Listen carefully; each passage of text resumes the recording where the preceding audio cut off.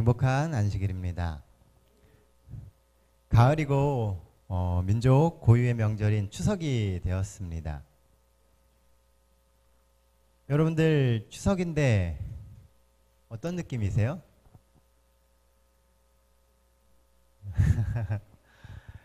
저 같은 경우는 지난 2년간 명절이라고 하는 거를 못 지냈습니다.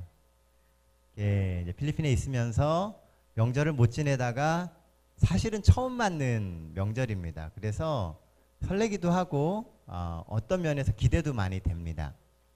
그런데 문득 드는 생각이 왜 명절이 만들어졌을까라고 하는 생각을 해보게 되었어요. 우리나라뿐만이 아니라 세계 각국에서도 다 명절이 있습니다. 그런데 그 명절을 잘 보면 특별히 기념할 만한 의미가 있기 때문에 명절을 만듭니다. 추석이라고 하는 명절이 만들어진 이유는 어쩌면 하나님이 우리에게 주신, 하늘이 우리에게 허락하신 그 축복과 풍성함을 나누기 위해서 추석이 만들어진 것 같아요. 오늘 우리가 우리의 삶에 있는 그런 풍성함과 사랑을 나눌 수 있는 그런 안식일이 되고 추석 명절이 되면 참 좋겠습니다. 자, 명절이 되면 우리는 가족들을 만납니다. 가족이 왜 좋을까요?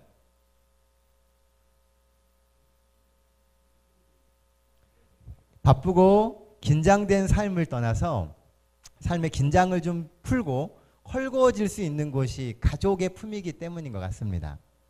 혹 이 명절 또 이 안식일 우리의 마음을 아프게 하고 때로는 눈에 거슬리고 마음에 안 드는 사람이 있을지도 모릅니다. 그러나 그래도 너그러운 마음으로 조금 헐겁게 대하신다면 모두가 행복하고 즐거운 추석과 안식일이 되지 않을까 생각됩니다. 특별히 오늘 이 안식일 여러분들의 마음 가운데 하나님의 은혜와 또 하나님 주시는 넉넉한 축복이 함께 하시기를 간절히 바랍니다. 오늘 함께 볼 말씀은 이사야 12장에 나오는 말씀입니다. 구약성경 이사야 12장입니다. 이사야 12장 1절부터 6절까지 있는 말씀 같이 읽도록 하겠습니다. 이사야 12장입니다.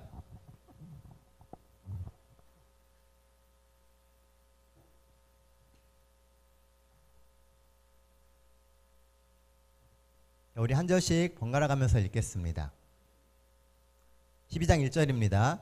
그날에 내가 말하기를 여호와여 주께서 전에는 내게 노하셨사오나 이제는 주의 진노가 돌아섰고 또 주께서 나를 안위하시오니 내가 주께 감사하겠나이다 할 것이니라. 보라 하나님은 나의 구원이시라. 내가 신뢰하고 두려움이 없으리니 주 여호와는 나의 힘이시며 나의 노래시며 나의 구원이심이라. 그러므로 너희가 기쁨으로 구원의 우물들에서 물을 기르리로다. 그날에 너희가 또 말하기를 여호와께 감사하라. 그의 이름을 부르며 그의 행하심을 만국 중에 선포하며 그의 이름이 높다 하리라. 여호와를 찬송할 것은 극히 아름다운 일을 하셨음이니 이를 온 땅에 알게 할지어다. 시온의 주민아 소리 높여 부르라. 이스라엘의 거룩하신 이가 너희 중에 크심이니라 할 것이니라. 예, 감사합니다. 오늘 함께 나누게 될 말씀의 제목은 하나님을 자랑하라입니다. 살아가면서 우리에게는 참 많은 자랑거리가 있습니다. 그런데 돌아보면 그 모든 자랑거리는 힘들고 어려운 시간을 지낸 다음에 얻게 되는 것입니다. 오늘 여러분들의 삶에 하나님이 주시는 어떤 어려움과 힘든 시간이 있었습니까? 산다는 게요, 그리 녹록하지 않음을 우리는 매일매일 경험합니다. 또 어떤 때는 정말 열심히 기도하고 믿음 생활을 하는데도 우리의 삶 속에는 여전히 수많은 문제가 남아있는 경우가 있습니다. 그 때문에 슬퍼할 때도 있고요, 놀랄 일도 있습니다. 그런데 그 모든 것이 인생이라는 것에 또한 우리는 결국은 동의하게 됩니다. 슬픔도 인생의 일부이고 기쁨과 즐거움도 인생의 일부라는 것입니다.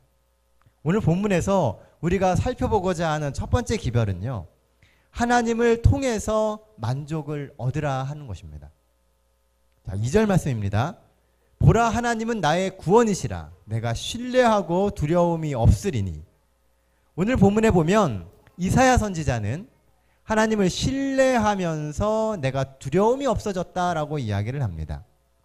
오늘 본문을 쓴 이사야 선지자 역시도 그의 삶 속에서 수많은 문제들과 시련들을 직면하고 두려워하고 어려워했습니다.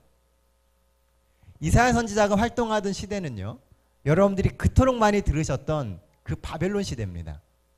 이스라엘 백성들이 바벨론으로 잡혀가고요, 바벨론의 이 느부갓네살 왕의 힘이 온 지방을 세력을 떨치던 때입니다.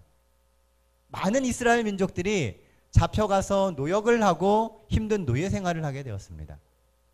이사야 역시도 그런 상황을 보면서 마음 아파하고 두려워하고 있었다는 거예요. 이스라엘 백성들은 하나님이 선택하신 하나님의 백성입니다.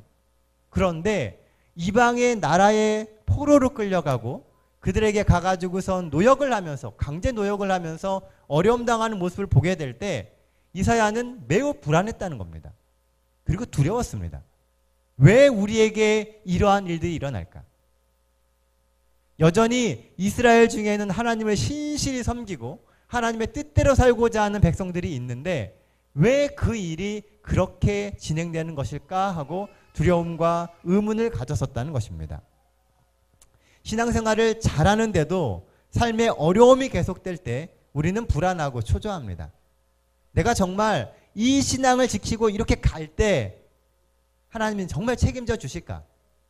내가 이 선택을 했는데 누가 봐도 이것은 손해보는 선택인데 하나님이 정말 보상해 주실까? 우리는 그런 어려움과 불안함과 초조함 가운데 있게 된다는 겁니다. 이럴 때 필요한 것이 하나님이 주시는 확신입니다. 여러분은 하나님이 우리를 붙드시고 구원해 주신다라고 하는 확신이 있으십니까? 분명히 여기서 아멘 하고 그렇다라고 얘기해야 되는데 아멘 하기가 쉽지가 않아요. 왜냐하면 우리가 머리로는 다 아는데 이 심적으로, 마음으로 거기에 동요되고 거기에 정말 응답할 수 있는 경험이 부족하다는 것입니다. 오늘 이 본문을 쓰고 있는 이사야 선지자, 이사야라고 하는 이름의 뜻이 뭐냐 하면 여호와는 구원입니다. 하나님이 구원이 되신다라고 하는 게 이사야의 이름의 뜻이에요. 그래서 이사야서의 핵심 메시지 역시도 하나님이 주시는 구원입니다. 이사야서가 몇 장까지 있는지 아세요? 66장까지 있습니다. 그런데 참 재밌는 게요, 1장부터 39장까지는 그 많은 예언들이 거기 나오면서 마치 구약 성경에서 오실 메시아를 이야기하는 것처럼 구원에 대해서 강조를 합니다. 그리고 남아있는 몇 장이요? 27장은 오실 메시아에 대한 이야기를 또 하고 있다는 겁니다. 예수님께서 오셔서 사랑으로 회복시키시고 하나님이 어떠한 일을 이루실 것이다 라고 하는 이야기가 나머지 27장에 40장부터 66장까지 나오고 있다는 겁니다. 성경의 작은 축소판처럼 보여요. 이 이사야서에는요, 유난히 예언이 많이 나옵니다. 우리가 보통 예언서 그러면 다니엘과 계시록을 생각하잖아요. 그런데 이사야서에는 하나님이 나중에 이루실 일들에 대한 예언들이 나옵니다. 왜냐하면 예언은 곧 구원을 위한 하나님의 계획이기 때문에 그래요. 오늘의 본문이 바로 그런 배경 안에서 나오고 있는 말씀이라는 겁니다. 여기 보면 이사야는 내가 여호와를 의뢰하니 두려움이 없다라고 말합니다. 환경은 여러모로 볼 때 불리하고 불안합니다. 그런데 마음에 내가 하나님을 의뢰하니까 뭐 할 수 있다고요? 두려움이 없어진다라고 이야기한다는 거예요. 이사야는 힘들고 막연한 삶이지만 그 속에서 하나님이 주시는 만족과 약속들을 찾았다는 겁니다. 오늘 우리의 삶 속에 하나님을 통해서 모든 문제가 해결될 거라고 하는 확신과 그 약속들을 찾는 것이 중요합니다. 그냥 앉아서 예배드리고 안식일을 기억하고 성경을 읽는 게 중요한 게 아니고요. 그 가운데서 하나님이 나에게 주시는 말씀을 찾고 그 약속을 찾고 매일매일의 신앙에서 그 확신을 찾아가는 것이 중요하다는 것입니다. 이사야는 무슨 근거로 두려움이 없다고 말했어요? 내가 여호와를 의지하니 그랬습니다. 오늘 우리가 하나님을 의지하면 두려움이 사라질 수 있다는 겁니다. 하나님의 약속을 찾고 그 약속을 묵상하고 그 예언의 말씀을 마음에 새기니 두려움이 없어지는 겁니다. 여러분들 추석이라고 정신 없으시잖아요? 그런데 이 주간에 사실은 오늘 이 아주 역사적으로 의미 있는 일이 하나가 있습니다. 혹시 아시나요? 교황이 미국을 방문했습니다. 그리고 그 일로 인해서 수많은 개신교에서 성명을 발표합니다. 왜냐하면 이것은 예언에 나와 있는 아주 중요한 일이기 때문입니다. 우리가 다니엘과 계시록을 공부하죠. 계시록을 공부하다 보면은 어쩔 수 없이 우리는 계속해서 이 가톨릭과 교황권에 대한 이야기를 하게 됩니다. 그런데 자연스럽게 그곳에 언급되는 그 많은 이야기들이 조금씩 우리의 삶 속에서 이루어져 가고 있다는 거예요. 그것을 바라보면서 우리가 하고 있는 이 신앙에 대해서 한번 생각해 보고 조심스럽게 접근해야 될 필요가 있다는 겁니다. 그래야지만 우리가 살아가는 이 인생에 하나님이 여전히 개입하고 계시고 하나님이 인도하고 계시다라고 하는 것을 깨달을 수 있게 되는 것입니다. 여러분들 뽑기 해보셨나요? 뽑기. 요즘에는 먹을 게 많아서 뽑기를 보기가 참 어렵습니다. 근데 예전에는 학교 앞에만 가면은 항상 뽑기 자판이 있습니다. 어떻게 하는 거예요? 국자에다가 설탕 넣고 소다 넣고 잘 녹인 다음에 판에다가 탁 친 다음에 꽉 누르고 모양을 하나 딱 찍어 놓습니다. 십자가 모양도 만들고 뭐 이렇게 좀 별 모양도 만들고 이렇게 합니다. 그러면 우리가 어떻게 해요? 그거를 그 모양대로 잘 잘라서 가면은 안 깨트리고 가져가면 한 개를 더 줍니다.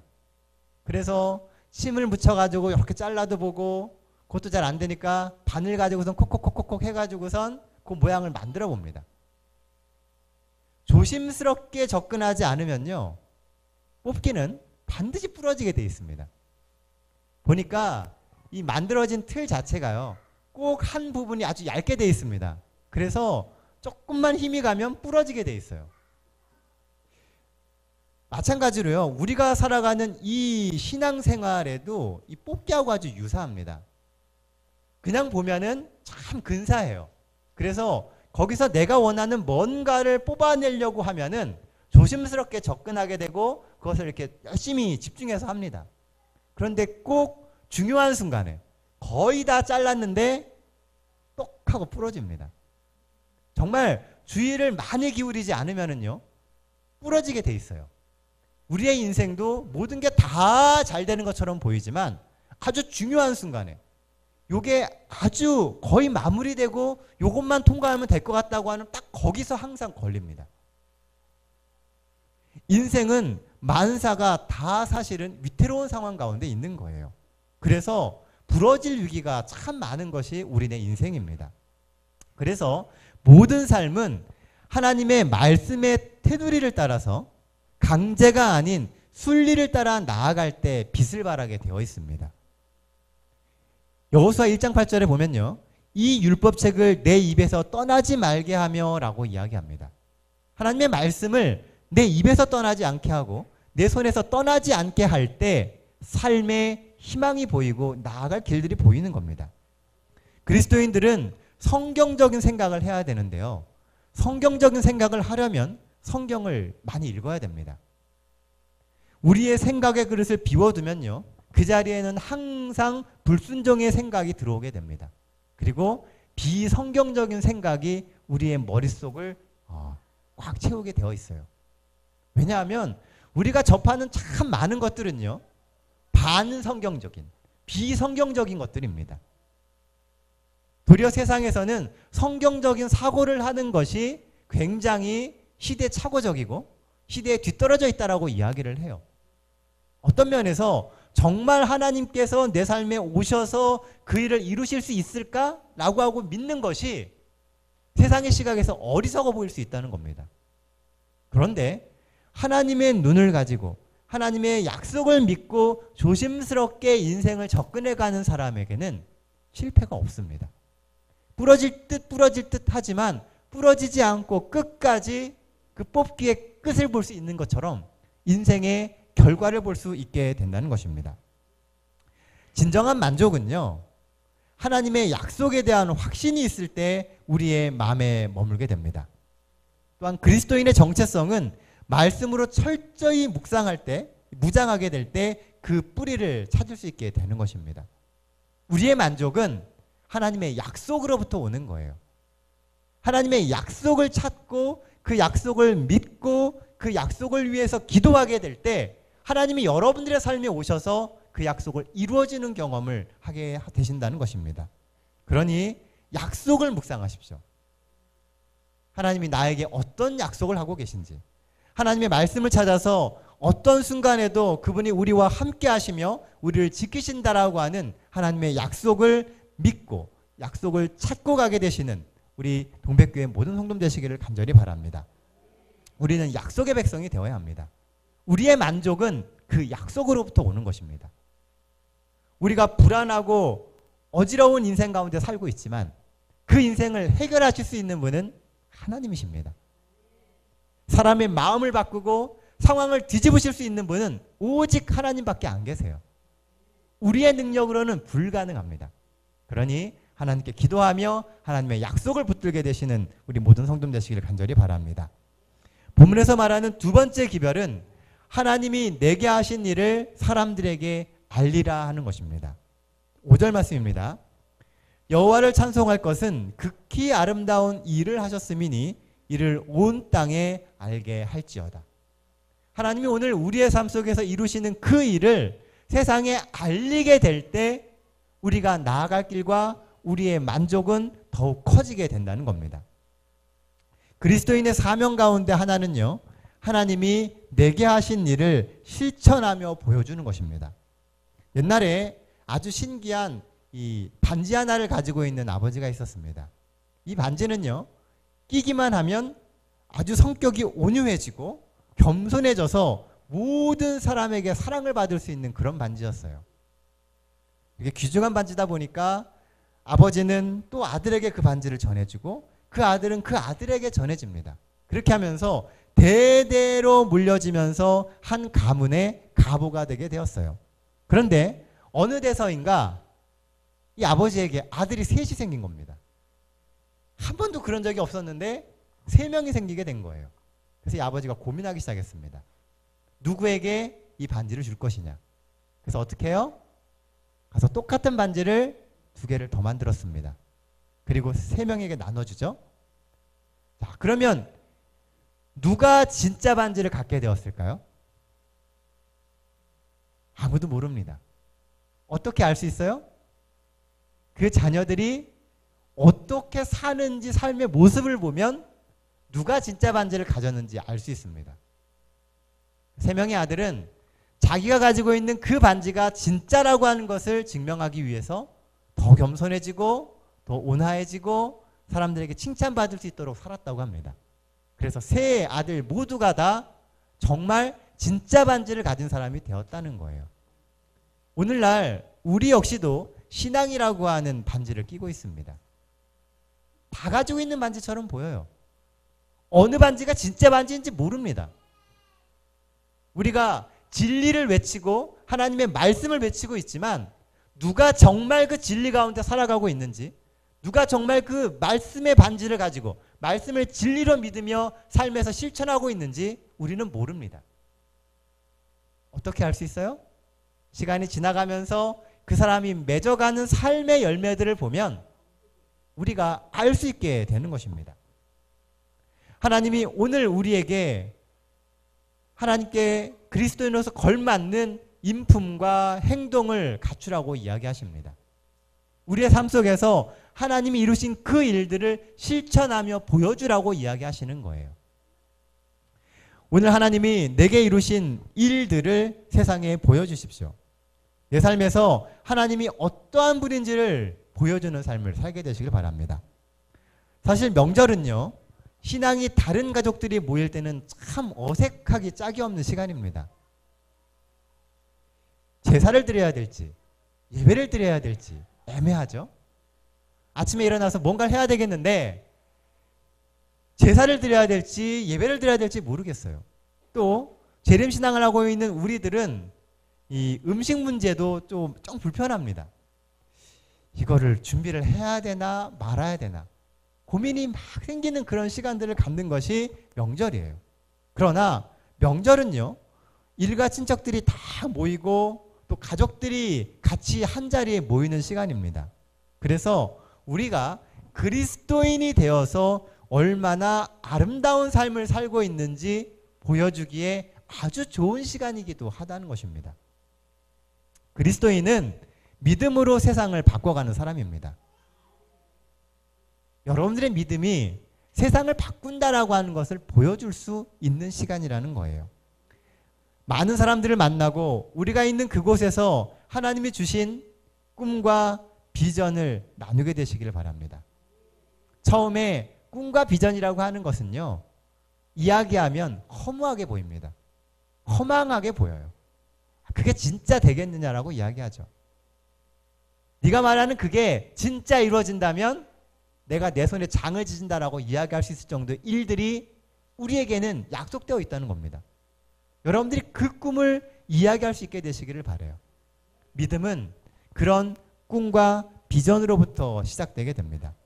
여러분들의 한마디 한마디가 희망을 잃고 살아가는 사람들에게 하나님의 빛을 전하는 통로가 될 수 있습니다.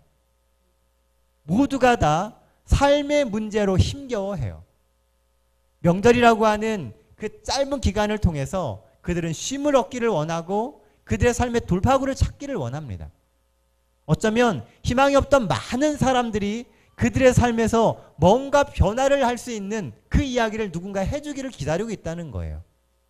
명절은 그 이야기를 나눌 수 있는 시간입니다. 여러분들이 마음속에 품고 살아가는 그 신앙의 이야기, 여러분들의 인생에 힘을 주고 여러분들의 인생이 나아갈 방향을 이야기해주는 그 비전을 나눌 수 있는 시간이라는 겁니다. 여러분들의 삶을 돌아보십시오.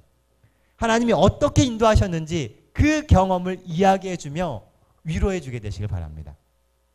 여러분들이 그 이야기를 나누게 될 때 하나님의 이름이 높여지게 되고 하나님을 모르던 많은 사람들이 하나님을 돌아볼 수 있는 기회가 생기는 것입니다. 이제는 여러분들이 복음이 되시기를 바랍니다. 삶의 현장에서 또 우리의 직장과 가정에서 아름다운 복음의 씨앗이 되어서 세상에 아름다운 하나님의 열매를 맺어가게 되시는 우리 동백교회 모든 성도들 되시기를 간절히 바랍니다. 본문에서 말하는 마지막 세 번째 기별은요, 3절 말씀에 나옵니다. 3절입니다.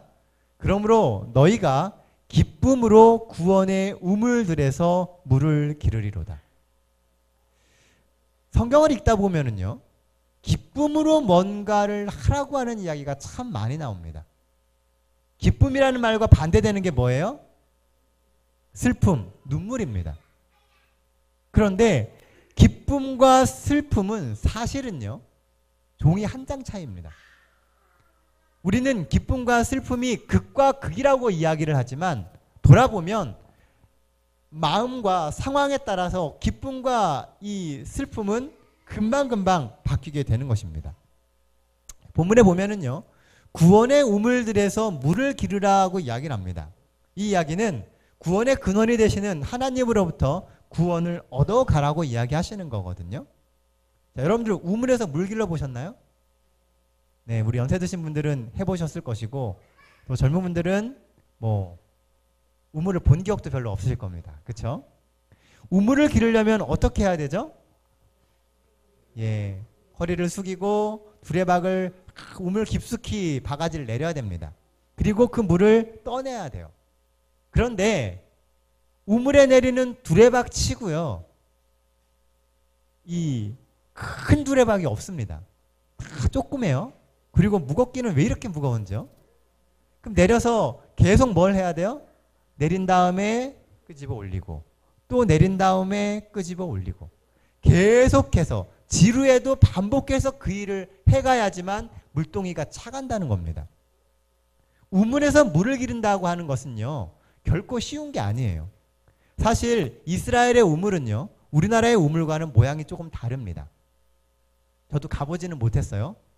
사진으로만 봤는데 이스라엘의 우물은요, 사람이 내려가야 됩니다. 워낙 건조한 지역이다 보니까 물이 항상 밑에 있어요. 우리처럼 뭐 이렇게 구멍 파놓고 내려가는 게 아니고요. 그냥 우물이라고 하는 곳이 낮은 지대에 있는 겁니다. 그래서 일반적으로 살던 곳에서 우물에 가려 그러면 내려가야 됩니다. 그런데 짐승들이나 뭐 물동이나 다 갖고 갈 수가 없잖아요. 그러니까 어떻게 해야 돼요? 내려갔다 올라왔다를 계속 반복해야 되는 겁니다. 그러니까 우물에 가서 뭔가를 물을 기른다라고 하는 것은요, 굉장한 노력과 지속성이 포함된다는 거예요. 그 물을 얻기 위해서 더 낮은 곳으로 내려가야 되고 그 수고를 감당하게 될 때 비로소 물을 얻게 되는 것입니다. 구원의 우물에서 물을 기른다라는 것은요, 우리가 힘들고 어려워도 끊임없이 하나님을 만나고 그 샘을 사모해야 된다는 거예요. 사단은 우리가 하나님께 접근하지 못하도록 만듭니다. 여러분들이 그 소망만 잃어버리면 사단이 두려울 게 없어요. 그러니까 여러분들의 삶의 위기마다 그 상황마다 힘들고 어렵게 해서 하나님이 아닌 다른 길을 자꾸 바라보게 만든다는 거예요. 하나님이 답이 될 수 없다라고 이야기한다는 것이죠. 소위 말하는 과학적 사고라고 하는 바탕 속에서 하나님께 기도하고 바라느니 가서 네가 뭘 더 해라라고 가르친다는 거예요. 우리는 그렇게 교육받고 그런 이야기를 계속 듣고 있습니다. 그래서 위기의 순간마다 우리는 선택의 이 상황에 놓인다는 거예요. 어떻게 할 것인가?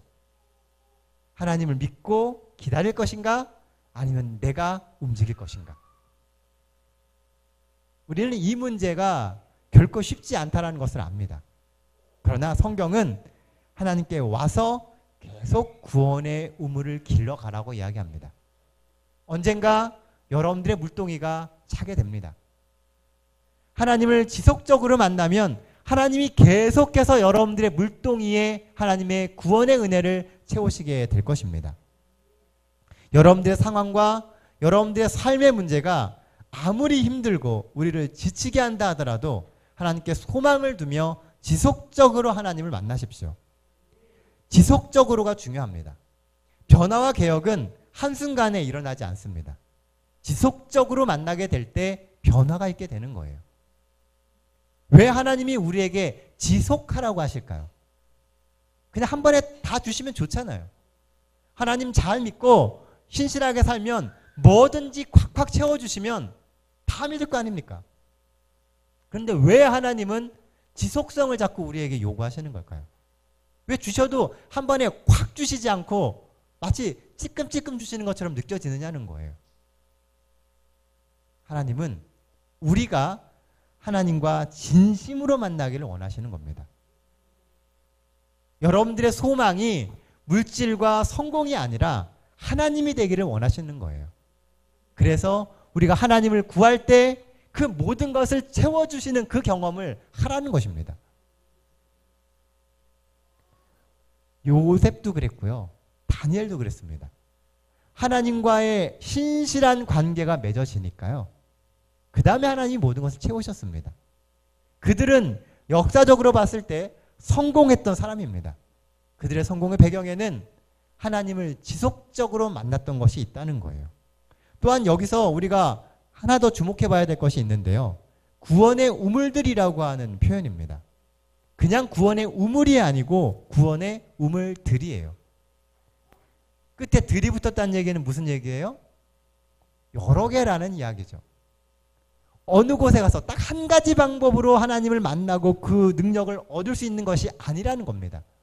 우리의 삶 속에 하나님은 우리가 하나님을 만날 수 있는 수많은 구원의 우물들을 두셨습니다. 여러분들의 삶의 순간순간마다 구비구비마다 하나님은 그 구원의 우물을 만들어 놓으셨다는 거예요. 우리가 힘든 순간마다 하나님을 찾고 만날 수 있는 곳들이 우리 옆에 많이 있다는 것입니다. 삶의 요소요소에 놓여진 그 구원의 우물들을 통해서 우리는 거기서 하루하루 살아갈 수 있는 힘을 얻고 확고한 믿음을 얻을 수 있게 하나님이 만들어 놓으신 것입니다. 우리 삶에는요, 매일매일 만들어진 구원의 연속성이 있습니다. 구원은 계속해서 이루어져 가는 거예요.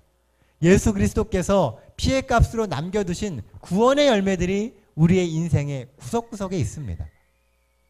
힘들고 어려울 때 여러분들에게 손 내밀어 주는 사람들을 하나님께서 만들어 놓으셨습니다.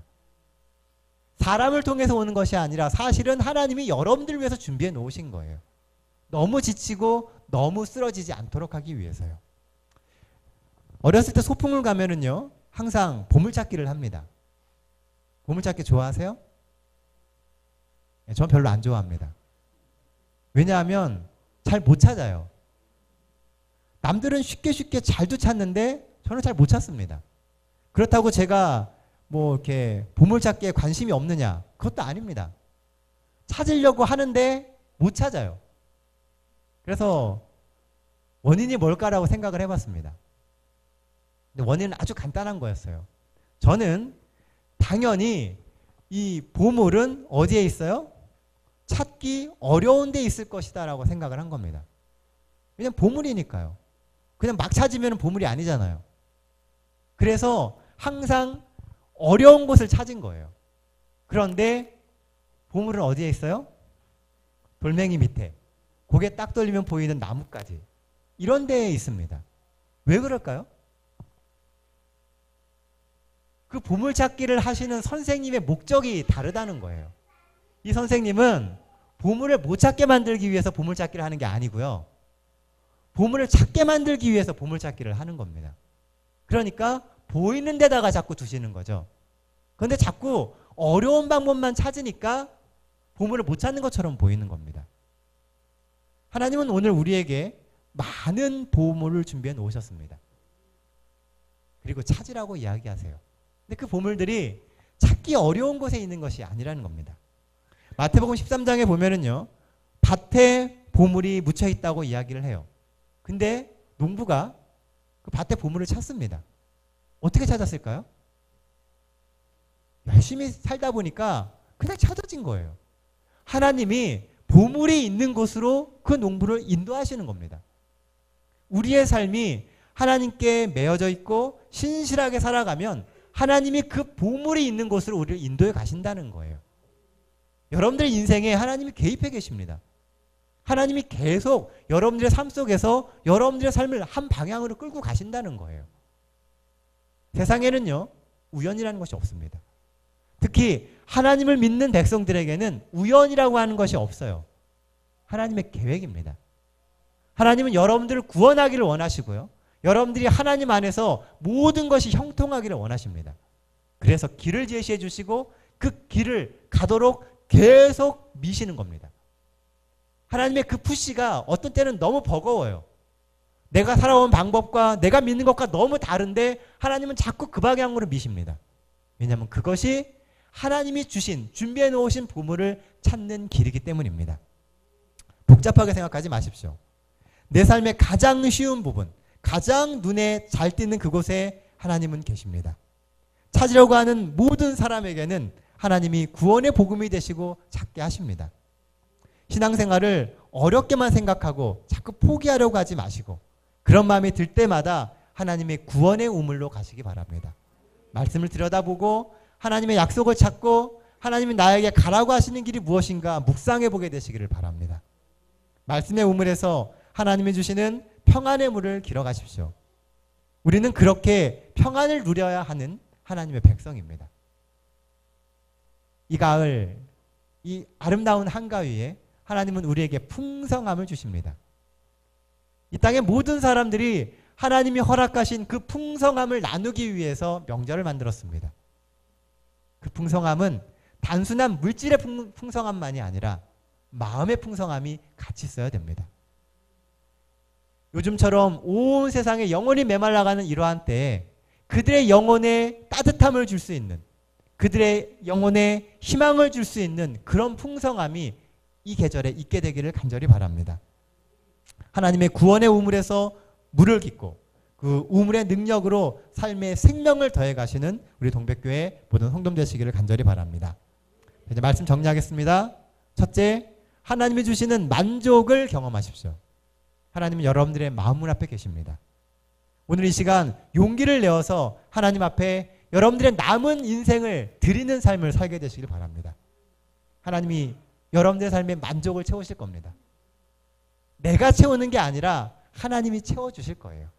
그래서 하나님이 책임지시고 삶의 만족을 채우시는 그런 우리 동백교회 모든 성도님들의 삶이 되시길 바랍니다.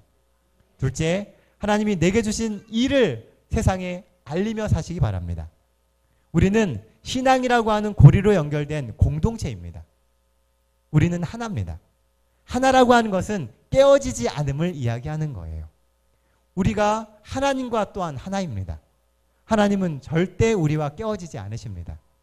어느 순간 어느 상황에서든지 하나님은 여러분들과 함께 하십니다. 그러니 서로 보듬어주며 서로에게 살아있는 믿음의 경험을 나누심으로 우리를 통해서 세상에 하나님의 향기와 하나님의 흔적들이 남게 되는 삶을 살게 되시길 간절히 바랍니다. 마지막 세 번째, 하나님의 구원의 우물들에서 물을 기르십시오. 우리의 삶에는 수많은 구원의 우물들이 있습니다. 모두 하나님이 만드신 겁니다. 여러분들의 삶의 순간순간마다 하나님을 찾을 수 있도록, 만날 수 있도록 만들어 놓으신 것입니다. 정말 힘들고 지칠 때 하나님께 오십시오. 하나님과 씨름하며 답을 찾으십시오. 하나님이 우리를 반드시 구원하실 것입니다. 그 약속을 믿으며 다가오는 이 한 주도 기쁘고 행복하게 삶을 누리게 되시는 우리 동백교회 모든 성도님들 되시길 바라면서 오늘 말씀 마치겠습니다.